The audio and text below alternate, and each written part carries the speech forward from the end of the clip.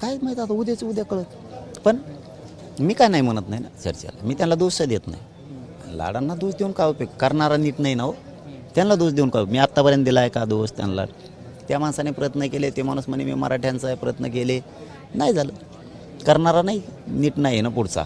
त्यांच्या मनात तेवढं जरी वाटलं, मनात ओपन तर ते बोलू शकत नाहीत. सोमर्जीचे लोकच नाही येते ते ओपन तर बोलू शकत नाहीत. मनात जरी म्हणले मायला खरं आहे राव ते सांगते ते, पण आता समोरचा माणूस नाही करत, तरी बस झालं आमच्यासाठी. मुंबईच्या आंदोलनामध्ये तुम्ही जिंकलो रे म्हणून हाक दिली होती, त्यानंतर प्रतिसाद मिळाला नाही तुम्हाला विखेंचा? हे बघा, कुठलंही काम करताना जे 70 वर्षात तुम्हाला एखादं वावर घ्यायचं आहे, एकच एकर घ्यायचं आहे तुम्हाला, पण ते काही केल्यानं ते मिळत नव्हतं. तुमचे 70 वर्षात 3 पिढ्या गेल्या, म्हणजे आजोबापासून सुरू आहे तुमचं पंजोबापासून. पण वेळेप्रसंगी ज्यांची इच्छा होती ते एकर घ्यायची, मग त्यांच्या पंतूनक वाण्या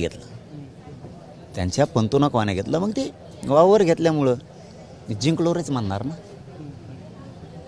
जी.आर. निघाला 70-75 वर्षात निघतच नव्हता, मग जिंकलोच म्हणणार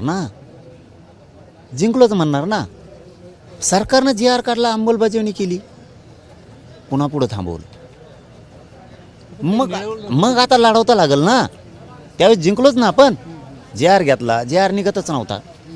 म्हणजे आता उदाहरणार्थ वावर घेतलंय, बरोबर, आपण वावर घेतल्यावर ते पडक पाडलेलं आहे, आता थोडंफार नुंगरट करावं तर लागेल ना.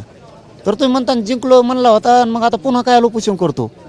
अरे वावर घेतल्यावर तू एकदा घेतल्यावर पुन्हा वावरतच जात नाही काय, मेल्यावर जातो काय? फार समाधच करायला तुझी समाधी तिथं, त्याच्यात मध्ये नांगरा लागन, येडवाकडे त्यातले गवत काढा लागते, पीक लावा लागन, फवारणी करावं लागन.